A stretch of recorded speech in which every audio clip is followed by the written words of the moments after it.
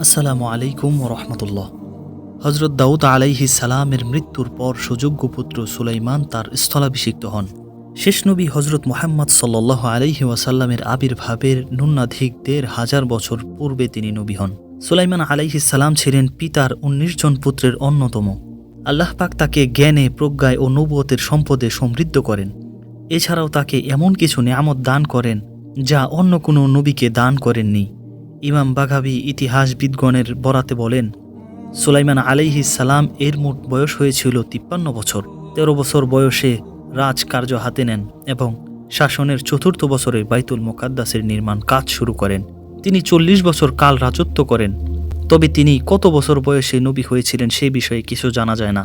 শাম ও ইরাক অঞ্চলে পিতার রেখে যাওয়া রাজ্যের তিনি বাদশাহ ছিলেন। তার রাজ্য তৎকালীন বিশ্বের সবচেয়ে সুখী ও শক্তিশালী রাজ্য ছিল। কুরআনে তার সম্পর্কে ৬০টি সূরায় ৫১টি আয়াতে বর্ণিত হয়েছে। আমরা সেইগুলোকে একত্রিত করে কাহিনী রূপে আপনাদের সামনে তুলে ধরব ইনশাআল্লাহ। আল্লাহ পাক সুলাইমান আলাইহিস সালামকে তার বাল্যকালেই গভীর প্রজ্ঞা ও দূরদৃষ্টি দান করেছিলেন। ছাগলের মালিক ও শস্যক্ষেতের মালিকের মধ্যে পিতা হযরত দাউদ আলাইহিস সালাম যেইভাবে বিরোধ মীমাংসা করেছিলেন, বালক সুলাইমান আলাইহিস সালাম তার চাইতেও উত্তম ফয়সালা পেশ করেছিলেন। ফলে হযরত দাউদ আলাইহিস সালাম নিজের পূর্বের রায় বাতিল করে পুত্রের দেওয়া প্রস্তাব গ্রহণ করেন ও সেই মোতাবেক রায় দান করেন। উক্ত ঘটনার প্রতি ইঙ্গিত করে আল্লাহ তাআলা বলেন, আর স্মরণ করো দাউদ ও সুলাইমানকে যখন তারা একটি শস্যক্ষেত সম্পর্কে বিচার করেছিল, যাতে রাত্রিকালে কারো মেষপাল ঢুকে পড়েছিল, আর তাদের বিচার কার্য আমাদের সম্মুখেই হচ্ছিল। অতঃপর আমরা সুলাইমানকে মুকদ্দমাটির ফায়সালা বুঝিয়ে দিলাম এবং আমরা উভয়কে প্রজ্ঞা ও জ্ঞান দান করেছিলাম। ছোটবেলা থেকেই জ্ঞান ও প্রজ্ঞায় ভূষিত সুলাইমানকে পরবর্তী যথার্থভাবে পিতার সিংহাসনের উত্তরাধিকারী করা হয়। যেমন আল্লাহ বলেন, সুলাইমান দাউদের উত্তরাধিকারী হয়েছিলেন। আমি দাউদের জন্য সুলাইমানকে দান করেছিলাম। কতই না সুন্দর বান্দা সে, এবং সে ছিল আমার প্রতি সদা প্রত্যাবর্তনশীল। আরেকটি ঘটনা হাদিসে বর্ণিত হয়েছে। দুজন মহিলার 2টি বাচ্চা ছিল। একদিন নেকড়ে বাঘ এসে একটি বাচ্চাকে নিয়ে যায়। তখন প্রত্যেকে বলল যে, তোমার বাচ্চা নিয়ে গেছে, যেটি আছে ওটি আমার বাচ্চা। বিষয়টি ফায়সালার জন্য 2 মহিলা খলিফা দাউদের কাছে এলো। তিনি বয়োজ্যেষ্ঠ মহিলার পক্ষে রায় দিলেন। তখন তারা বেরিয়ে সুলাইমানের কাছে এলো এবং সব কথা খুলে বলল। সুলাইমান তখন একটি ছুরি আনতে বললেন এবং বাচ্চাটাকে 2 টুকরো করে 2 মহিলাকে দিতে চাইলেন। তখন বয়োকনিষ্ঠ মহিলা বলল, ইয়ারহামুকাল্লাহ, আল্লাহ আপনাকে অনুগ্রহ করুন, বাচ্চাটি ওই মহিলার। তখন সুলাইমান কনিষ্ঠ মহিলার পক্ষে রায় দিলেন।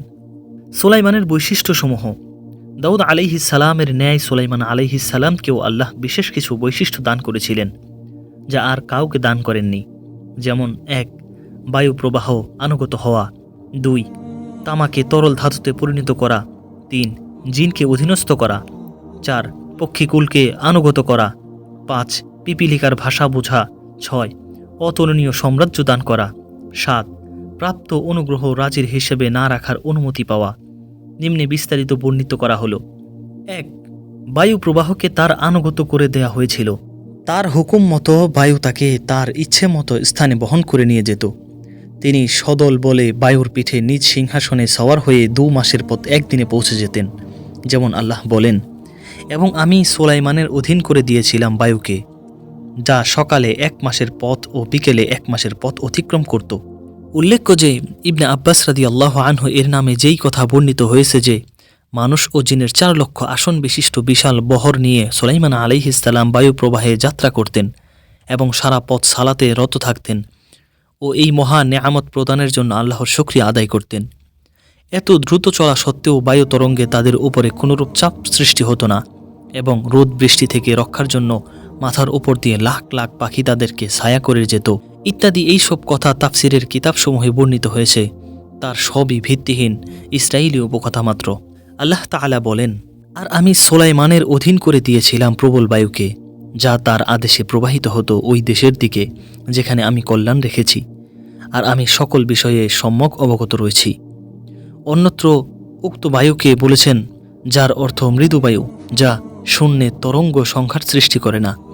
2টি বিশেষণের সমন্বয় এইভাবে হতে পারে যে কোনরূপ তরঙ্গ সংঘাত সৃষ্টি না করে তীব্র বেগে বায়ু প্রবাহিত হওয়াটা ছিল আল্লাহর বিশেষ রহমত এবং সুলাইমানের অন্যতম মুজিজা। উল্লেখ্য যে হাসান বসরির নামে যেই কথা বলা হয়ে থাকে, একদিন ঘোড়া তদারকি করতে গিয়ে সুলাইমানের আসরের সালাত কাজা হয়ে যায়। সেই ক্ষোভে তিনি সব ঘোড়া জবেহ করে দেন। ফলে তার বিনিময়ে আল্লাহ তাকে পুরস্কার স্বরূপ বায়ু প্রবাহকে আনুগত করে দেন বলে যে কথা তাফসিরের কিতাবে চালু আছে, তার কোনো ভিত্তি নেই। এইগুলি হিংসুক ইহুদীদের রটনা মাত্র। তামার ন্যায় শক্ত পাথরকে আল্লাহ সুলাইমানের জন্য তরল ধাতুতে পরিণত করেছিলেন। যেমন আল্লাহ বলেন, আমি তাহার জন্য গলিত তামার একটি ঝর্ণা প্রবাহিত করেছিলাম। এর দ্বারা বোঝা যায় যে ওই গলিত ধাতু উত্তপ্ত ছিল না, বরং তা দিয়ে অতি সহজেই পাত্রাদি তৈরি করা যেত। সুলাইমানের পর থেকেই তামা গলিয়ে পাত্রাদি তৈরি করা শুরু হয়। কুরতুবী বর্ণনা করেছেন, পিতা দাউদের জন্য ছিল লোহা গলানোর মৌজেজা এবং পুত্র সুলাইমানের জন্য ছিল তামা গলানোর মৌজেজা। আর এই জন্যই আয়াতের শেষে আল্লাহ বলেন, হে দাউদ পরিবার, কৃতজ্ঞতা সহকারে তোমরা কাজ করে যাও। বস্তুত আমার বান্দাদের মধ্যে অল্প সংখ্যকই কৃতজ্ঞ। দাউদ আলাইহিস সালামের জন্য আল্লাহ তাআলা সর্বাধিক শক্ত ও ঘন পদার্থ লোহাকে নরম ও সুউচ্চ পর্বতমালাকে আনুগত করে দিয়েছিলেন। পক্ষান্তরে সুলাইমান আলাইহিস সালামের জন্য আল্লাহ শক্ত তামাকে গলানো এবং বায়ু, জিন ইত্যাদি এমন সূক্ষ্মাতি সূক্ষ্ম বস্তুকে আনুগত করে দিয়েছিলেন যা চোখেও দেখা যায় না। এর দ্বারা বোঝানো হয়েছে যে আল্লাহর শক্তি বড় ছোট সবকিছুর মধ্যেও পরিব্যাপ্ত। এখানে আরেকটি বিষয় ইঙ্গিত রয়েছে যে আল্লাহর তাওয়াক্কালশীল আনুগত বান্দারা আল্লাহর হুকুমে বিশ্ব চরাচরের সকল সৃষ্টির উপরে আধিপত্য করতে পারে এবং সবকিছুকে বশীভূত করে তা থেকে খিদমত নিতে পারে। জিনকে তার অধীন করে দিয়েছিলেন, যেমন আল্লাহ বলেন, আর জিনের মধ্যে কিছু সংখ্যক তার তথা সুলাইমানের সম্মুখে কাজ করত তার পালনকর্তা আল্লাহর আদেশে। অন্যত্র আল্লাহ বলেন, এবং আমি তার অধীন করে দিয়েছিলাম শয়তানদের কতককে, যারা তার জন্য ডুবুরির কাজ করত এবং এই ছাড়া অন্য আরও কাজও করত। আমি তাদেরকে নিয়ন্ত্রণ করতাম। আর সকল শয়তানকে তার অধীন করে দিয়েছিলাম, যারা ছিল প্রাসাদ নির্মাণকারী ও ডুবুরি, এবং অন্য আরও অনেককে অধীন করে দিয়েছিলাম যারা আবদ্ধ থাকত শৃঙ্খলে। বস্তুত জিনেরা সাগরে ডুব দিয়ে তলদেশ থেকে মূল্যবান মণিবক্তা, হীরা জহুরত তুলে আনত এবং সুলাইমানের হুকুমে নির্মাণ কাজ সহ যেই কোনো কাজ করার জন্য সদা প্রস্তুত থাকত। ইমানদার জিনেরা তো সোয়াবের নিয়তে স্বেচ্ছায় আনুগত্য করত, কিন্তু দুষ্ট জিনগুলো বিধিবদ্ধ অবস্থায় সুলাইমানের ভয়ে কাজ করত। এই দৃশ্য সুশৃঙ্খল কেমন ছিল তা কল্পনা করার দরকার নেই। আদেশ পালনে সদা প্রস্তুত থাকাটাও এক প্রকার সুশৃঙ্খলবদ্ধ থাকা বই কি। শয়তান হচ্ছে আগুন দ্বারা সৃষ্টি, বুদ্ধি ও চেতনা সম্পন্ন এক প্রকার সূক্ষ্ম দেহধারী জীব। জিনের মধ্যকার অবাধ্য ও কাফির জিনগুলোকেই মূলত শয়তান নামে অভিহিত করা হয়। আয়াতে শৃঙ্খলবদ্ধ কথাটি এদের জন্যই বলা হয়েছে। আল্লাহর নিয়ন্ত্রণে থাকায় এরা সুলাইমানের কোনো ক্ষতি করতে পারত না এবং সর্বদা তার হুকুম পালনের জন্য প্রস্তুত থাকত। তাদের বিভিন্ন কাজের মধ্যে আল্লাহ নিজেই কয়েকটি কাজের কথা উল্লেখ করেছেন, যেমন তারা সুলাইমানের ইচ্ছা অনুযায়ী দুর্গ, ভাস্কর্য, হাউজ সদৃশ্য বৃহদাকার পাত্র এবং চুল্লির উপরে স্থাপিত বিশাল বেগ নির্মাণ করত। তথা ভাস্কর্য কিংবা চিত্র ও প্রকৃতিকৃতে অঙ্কন বা স্থাপন যদি গাছ বা প্রাকৃতিক দৃশ্যের হয় তাহলেই ইসলামে তা জায়েজ রয়েছে, কিন্তু যদি তা প্রাণীদের হয় তবে তা নিষিদ্ধ। পক্ষীকুলকে সুলাইমানের আনুগত্য করে দেয়া হয়েছিল এবং তিনি তাদের ভাষা বুঝতেন। সুলাইমান দাউদের উত্তরাধিকারী হয়েছিল এবং বলেছিল, হে লোক সকল, আমাদেরকে পক্ষীকুলের ভাষা শিক্ষা দেওয়া হয়েছে এবং আমাদেরকে সবকিছু দেওয়া হয়েছে। নিশ্চয়ই এটি একটি সুস্পষ্ট শ্রেষ্ঠত্ব। পক্ষীকুল তার হুকুমে বিভিন্ন কাজ করত। সবচেয়ে বড় কথা এই যে রাষ্ট্রীয় গুরুত্বপূর্ণ পত্র তিনি হুদহুদ পাখির মাধ্যমে পার্শ্ববর্তী সাবা রাজ্যের রানী বিলকিসের কাছে প্রেরণ করেছিলেন। এই ঘটনা পরে বিবৃত হয়। পিপিলিকার ভাষাও তিনি বুঝতেন, যেমন আল্লাহ বলেন, অবশেষে সুলাইমান তার সৈন্যদল নিয়ে পিপিলিকা অধ্যুষিত উপত্যকায় পৌঁছল। তখন পিপিলিকা নেতা বলল, হে পিপিলিকার দল, তোমরা স্ব গৃহে প্রবেশ করো, অন্যথায় সুলাইমান ও তার বাহিনী অজ্ঞাতসারে তোমাদের পিষ্ট করে ফেলবে। তার এই কথা শুনে সুলাইমান মুচকি হাসল। তাকে এমন সাম্রাজ্য দান করা হয়েছিল যা পৃথিবীতে আর কাউকে দান করা হয়নি। এই জন্যে আল্লাহর হুকুমে তিনি আল্লাহর নিকটে প্রার্থনা করেছিলেন। যেমন আল্লাহ বলেন, সুলাইমান বলল, হে আমার পালনকর্তা, আমাকে ক্ষমা করো এবং আমাকে এমন এক সাম্রাজ্য দান করো যা আমার পরে আর কাউকে যেন না পায়। নিশ্চয়ই তুমি মহান দাতা। উল্লেখ্য যে পয়গম্বরগণের কোনো দোয়া আল্লাহর অনুমতি ব্যতি রেখে হয় না। সেই হিসেবে হযরত সুলাইমান আলাইহিস সালামের দোয়াটিও আল্লাহ তাআলার অনুমতিক্রমেই করা হয়েছিল।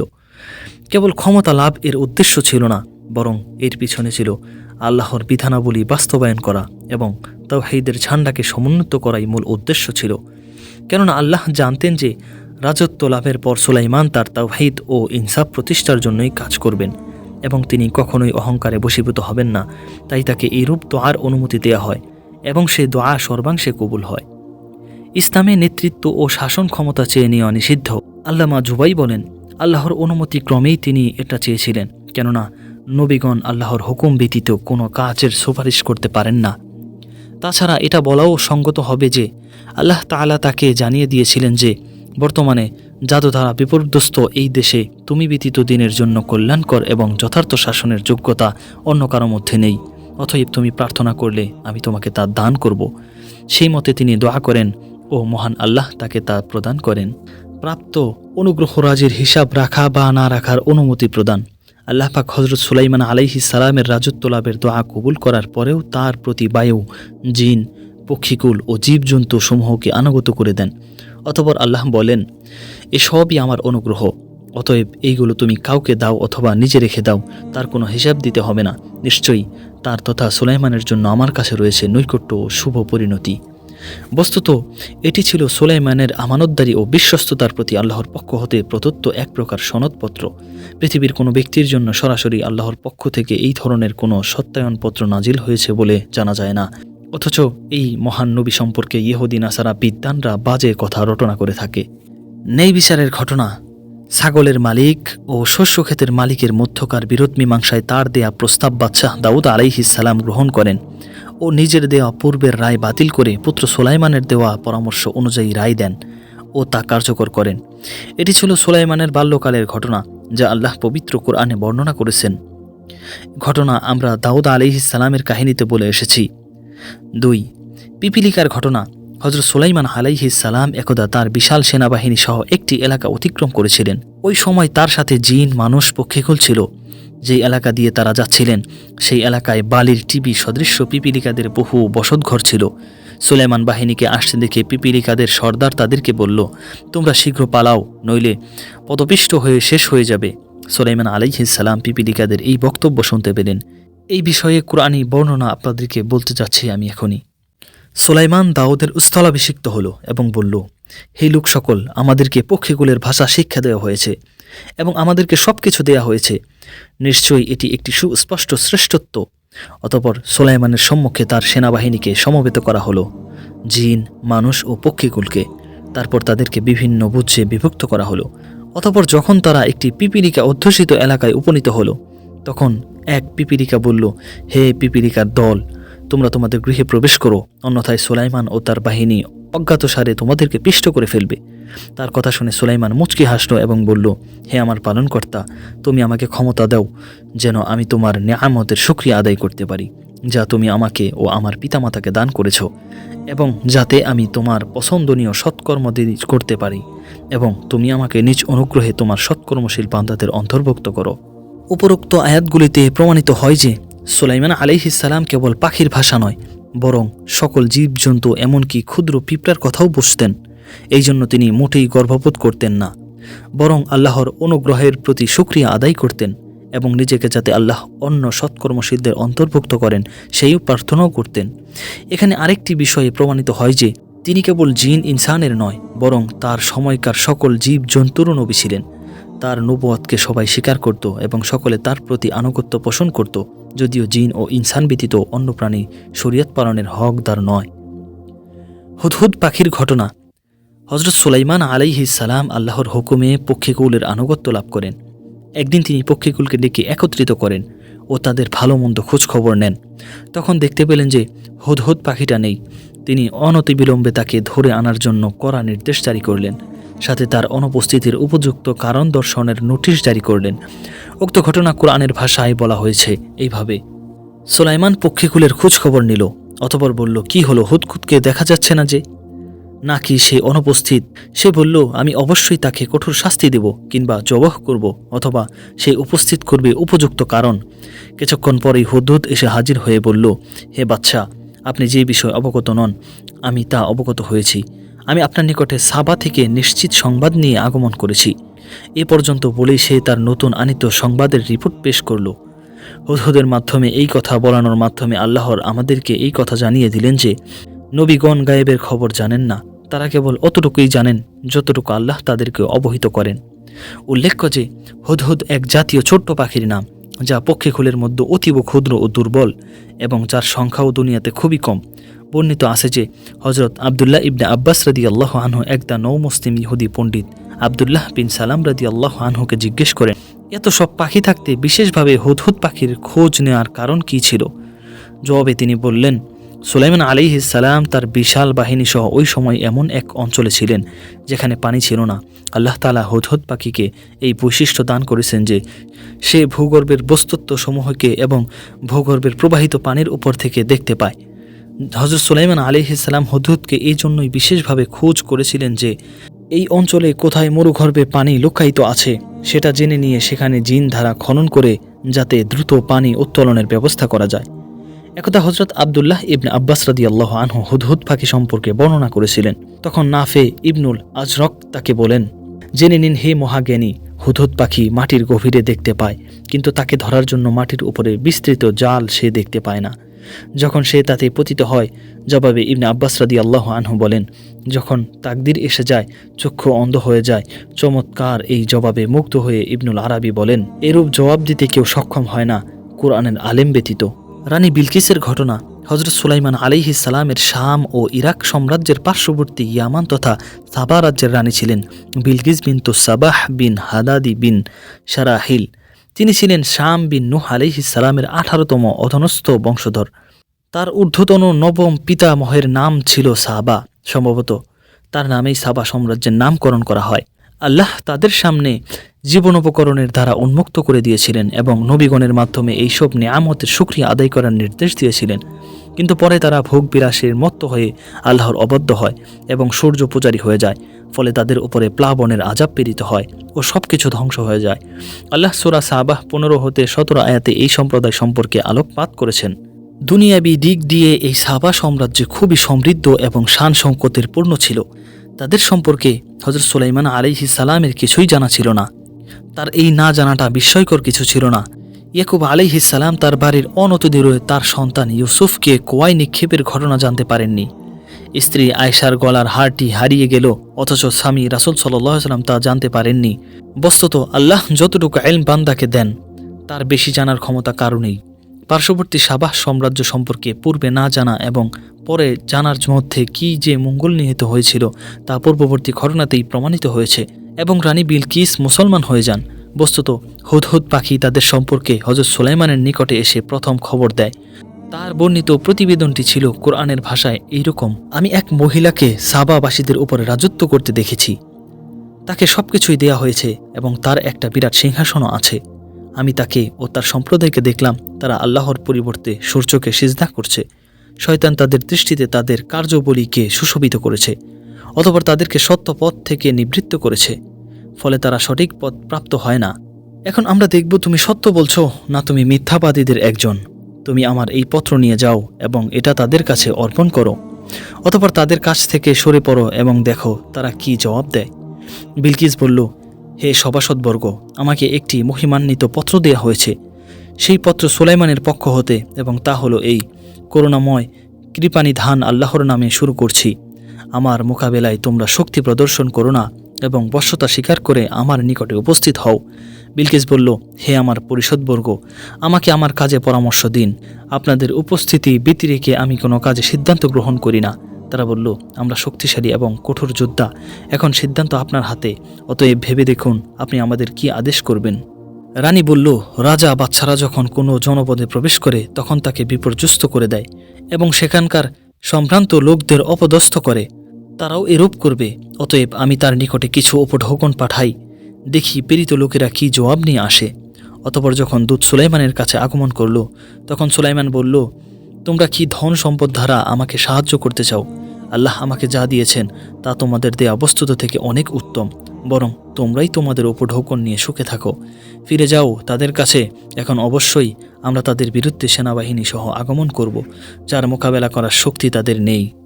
আমরা অবশ্যই তাদেরকে অপদস্থ করে সেখান থেকে বহিষ্কার করব এবং তারা হবে লাঞ্ছিত। অতঃপর সুলাইমান বলল, হে আমার পরিষদবর্গ, তারা আত্মসমর্পণ করে আমার কাছে আসার পূর্বে কে আছো বিলকিসের সিংহাসন আমাকে এনে দিবে।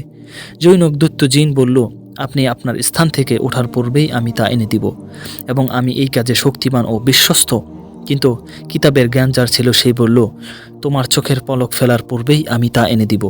অতঃপর সুলাইমান যখন তা সামনে রক্ষিত দেখল তখন বলল, এটা আমার পালনকর্তার অনুগ্রহ, যাতে তিনি আমাকে পরীক্ষা করেন যে আমি শুকরিয়া আদায় করি কি না অকৃতজ্ঞতা প্রকাশ করি। যে ব্যক্তি কৃতজ্ঞতা প্রকাশ করে সেই নিজের কল্যাণের জন্য তা করে থাকে, এবং যে অকৃতজ্ঞতা প্রকাশ করে সেই জানুক যে আমার পালনকর্তা অভাবমুক্ত ও কৃপাময়। সুলাইমান বলল, বিলকিসের সিংহাসনের আকৃতি বদলিয়ে দাও, দেখব সে সঠিক বস্তু চিনতে পারে না সে তাদের অন্তর্ভুক্ত যারা সঠিক পথ খুঁজে পায় না। অতঃপর যখন বিলকিস এসে গেল তখন তাকে জিজ্ঞেস করা হলো, আপনার সিংহাসন কি এই রূপ? সে বলল, মনে হয় এটা সেটিই হবে। আমরা পূর্বেই সব কিছু অবগত হয়েছি এবং আমরা আজ্ঞাবহ হয়ে গেছি। বস্তুত আল্লাহর পরিবর্তে সে যার উপাসনা করত সেই তাকে ঈমান থেকে বিরত রেখেছিল। নিশ্চয়ই সে কাফের সম্প্রদায়ের অন্তর্ভুক্ত ছিল। তাকে বলা হলো, প্রাসাদে প্রবেশ করুন। অতঃপর যখন সে তার প্রতি দৃষ্টিপাত করল তখন ধারণা করল যে এটা স্বচ্ছ গভীর জলাশয়, ফলে সে তার পায়ের গোছা খুলে ফেলল। সুলাইমান বলল, এটা তো স্বচ্ছ স্ফটিক নির্মিত প্রাসাদ। বিলকিস বলল, হে আমার পালনকর্তা, আমি তো নিজের প্রতি জুলুম করেছি।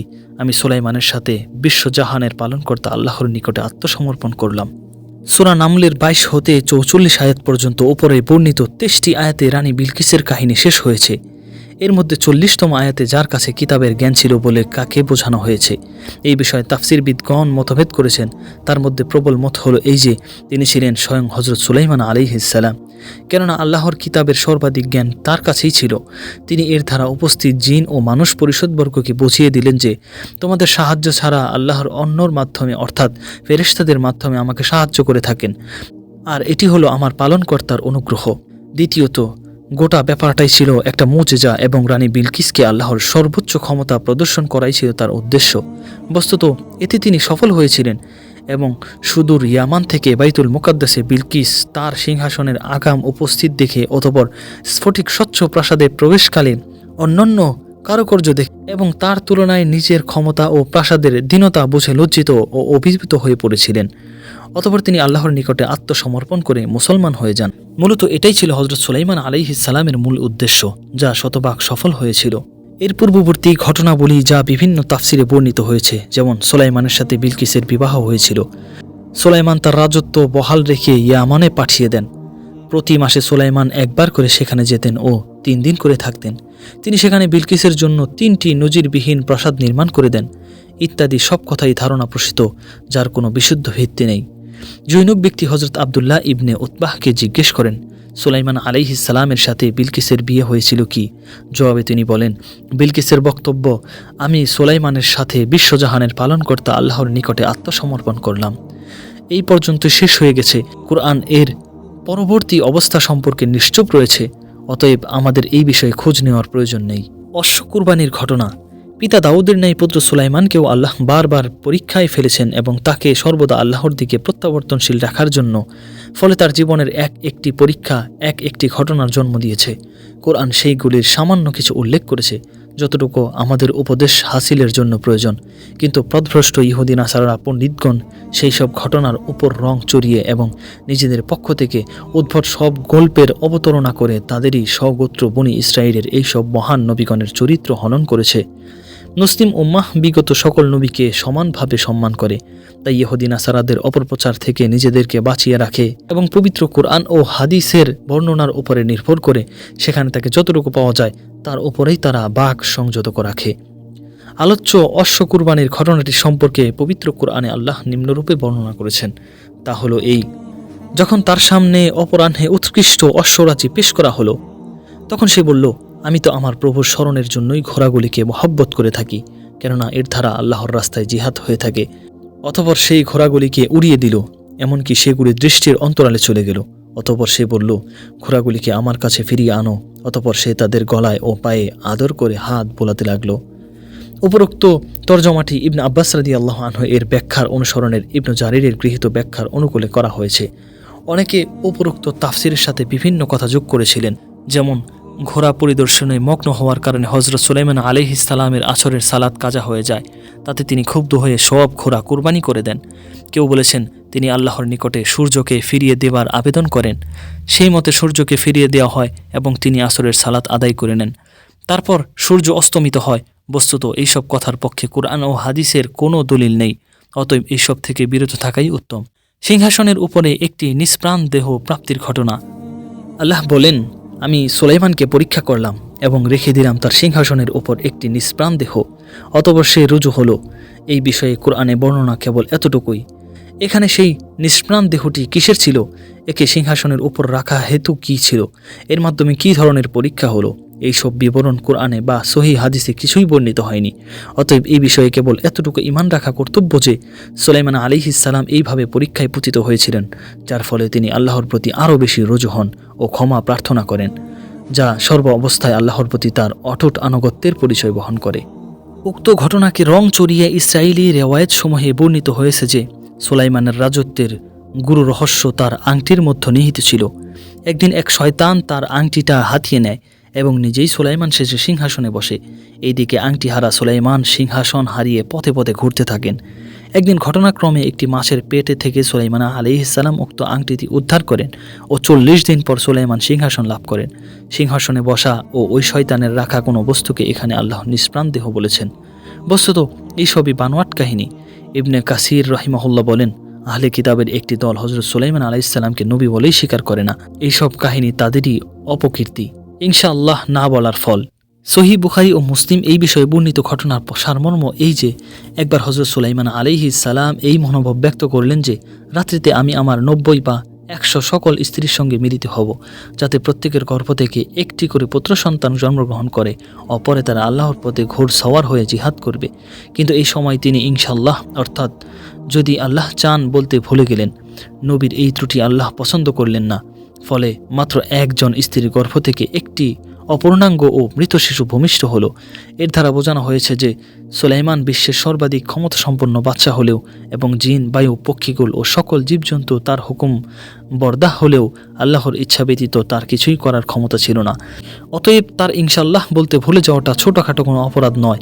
এই ঘটনা এটাও স্পষ্ট হয় যে যারা যত বড় পদাধিকারী হবেন তাদের তত বেশি আল্লাহর আনুগত্য হতে হবে এবং সর্ব অবস্থায় সকল কাজে আল্লাহর সাহায্য প্রার্থনা করতে হবে, সর্বদা বিনীত হয়ে চলতে হবে এবং কোনো অবস্থায় অহংকার করা চলবে না।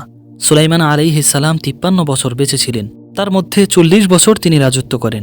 তার মৃত্যুর পরে তার পুত্র রাহবাআম ১৭ বছর রাজত্ব করেন। অতঃপর বনি ইসরায়েলের রাজত্ব বিভক্ত হয়ে যায়।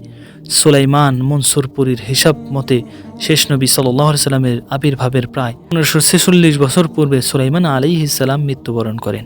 এটাই ছিল হযরত সুলাইমান আলাইহিস সালামের জীবনী। আজ এই পর্যন্তই, দেখা হচ্ছে নেক্সট কোনো ভিডিওতে। ততক্ষণ পর্যন্ত সকলেই ভালো থাকবেন, সুস্থ থাকবেন। আসসালামু আলাইকুম ওয়া রাহমাতুল্লাহ।